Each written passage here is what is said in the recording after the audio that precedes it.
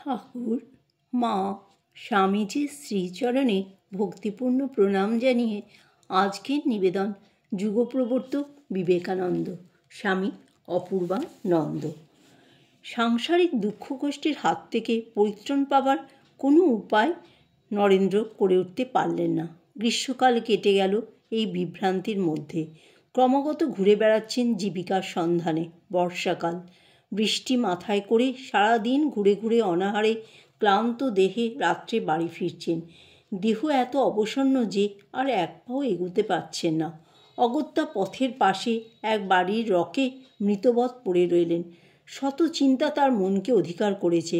আচ্ছন্নের মতো কতক্ষণ পড়েছিলেন সে জ্ঞান নেই। অকস্মাৎ তার অন্তর এক দিব্যলোকে উদ্ভাসিত হয়ে উঠল। সকল সংশয় ছিন্ন ভিন্ন হয়ে গিয়েছে।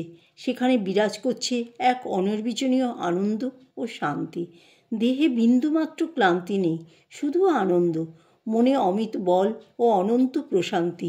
যখন তিনি বাড়ি ফিরে এলেন তখন প্রভাতের অরুণ আভায় চারিদিক রঞ্জিত। তিনিও যেন মোহনির্বৃক্ত নবজীবন লাভ করেছেন।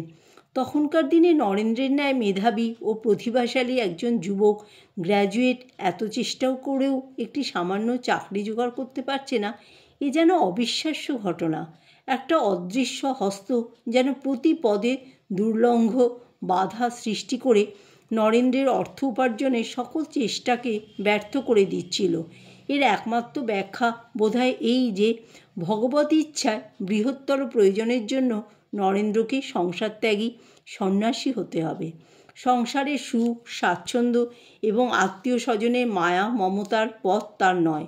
তাছাড়া নরেন্দ্রের ভিতর বিরাট মানবতার বিকাশের জন্য সংসারের দুঃখ দারিদ্র্যের সঙ্গে পরিচিত হবারও প্রয়োজন ছিল। তাই ওই সময় তার জীবনের গতিপথ ছিল নানা বাধা, বিঘ্ন, হতাশা ও কষ্টের ভিতর দিয়ে, এবং দুঃখ কষ্টের দহনে তার জীবন হয়েছিল ঔজ্জ্বল্যমণ্ডিত। শ্রীরামকৃষ্ণ নরেনের দীর্ঘ অদর্শনে ব্যাকুল। তার দিন যেন আর কাটে না। নরেন্দ্রও দারুণ অভিমানে সংকল্প করেছেন দক্ষিণেশ্বরে যাবেন না। পিতামহের মতো প্রব্রজ্ঞা গ্রহণ করে গোপনে সংসার ত্যাগের জন্য মনস্থির করলেন। গৃহত্যাগের দিনও স্থির করেছেন, কিন্তু ঠাকুরকে কিছুই জানাননি। এমন সময় সংবাদ পেলেন যে ঠাকুর ওই দিনই কলিকাতার এক ভক্তের বাড়িতে আসছেন। তার সঙ্গে একবার দেখা করে আসবেন মনে করে গেলেন ওই ভক্তগৃহে। নরেন্দ্রকে দেখেই ঠাকুর অন্য কথা কিছু না বলে তাকে দক্ষিণেশ্বরে যাবার জন্য ধরে বসলেন। নরেন্দ্রের শত আপত্তি ভেসে গেল। তাকে যেতে হলো দক্ষিণেশ্বরে তার সঙ্গে। দক্ষিণেশ্বরে পৌঁছেই ঠাকুরের ভাবান্তর হলো। তিনি নরেনের কাছটিতে বসে গান ধরলেন।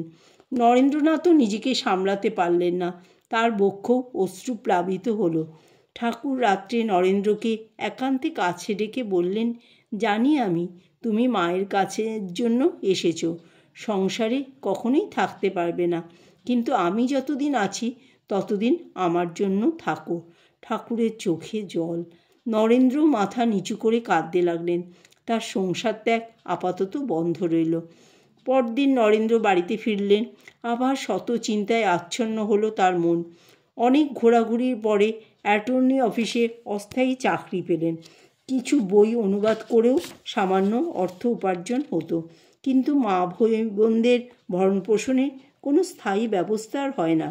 মানসিক অশান্তিতে একসময় তিনি ক্ষিপ্তপ্রায় হয়ে ওঠেন। এমন সময় তার মনে হলো, ঠাকুরের প্রার্থনা তো ভগবান শোনেন। তিনি যদি আমার এই অবস্থার প্রতিকারের জন্য ঈশ্বরের কাছে প্রার্থনা করেন, তাহলে কোনো একটা উপায় হতে পারে। আর তিনি তো আমার কোনো আবদারই ফেলেন না। এই চিন্তা নিয়ে নরেন্দ্র একদিন গিয়েছেন দক্ষিণেশ্বরে। ঠাকুরকে ধরে বসলেন। আপনাকে একটা ব্যবস্থা করে দিতেই হবে। আপনার মাকে একটুবার বলুন, তাহলে আমার সব কষ্টের নিরসন হবে।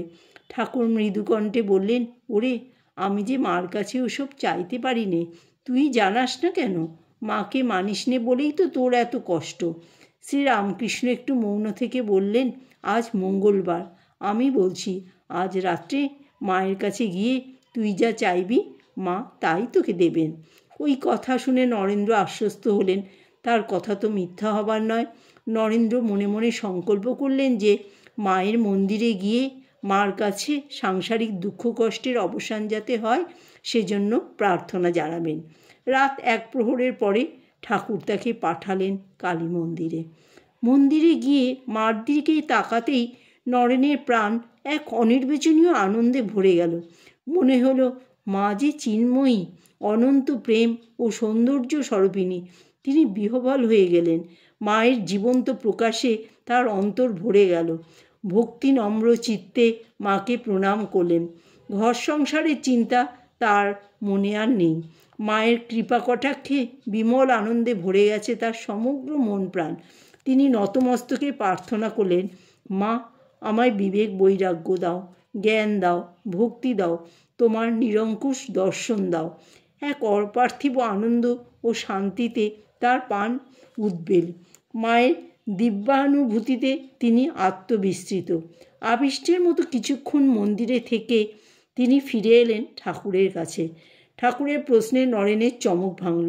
তিনি নতমুখে বললেন, না তো, মাকে দেখেই তো সব ভুলে গেছি। মাকে দুঃখ দূর করার কথা কিছুই বলিনি।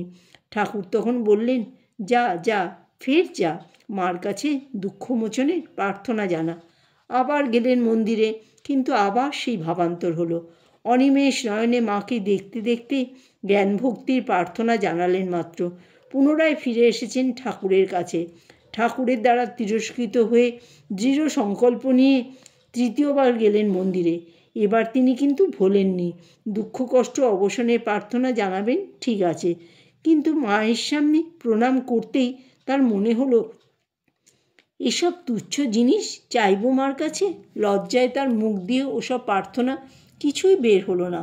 মাকে বারবার প্রণাম করে গুরুগম্ভীর স্বরে শান্ত মনে প্রার্থনা জানালেন, মাগো, অন্য কিছু চাইনি, শুধু তোমাকে চাই, আমায় জ্ঞান ভক্তি দাও। ফিরে আসতেই ঠাকুর প্রশ্ন করলেন, কী রে, এবার সংসারের দুঃখ কষ্টের কথা মাকে জানিয়েছিস তো? জানাইনি বলাতে তিনি তিরস্কৃত হলেন, কিন্তু নরেন্দ্র অন্তরে বুঝলেন এসব ঠাকুরেরই খেলা। তিনি জাদুকরের মতো তার মনকে ঘুরিয়ে দিয়েছেন। মা বোনদের কথা তার চিন্তার বিষয় হলো। তিনি বললেন ঠাকুরকে, এসব আপনারই কাজ, আপনি আমার মনকে গুলিয়ে দিয়েছেন। এখন আপনাকেই মা ভাইদের একটা ব্যবস্থা করে দিতে হবে, নইলে ছাড়ব না। অনেক পীড়াপিড়ির পর ঠাকুর বললেন, আচ্ছা যা, মাকে বলবো যাতে তাদের মোটা ভাত কাপড়ের কখনো অভাব না হয়।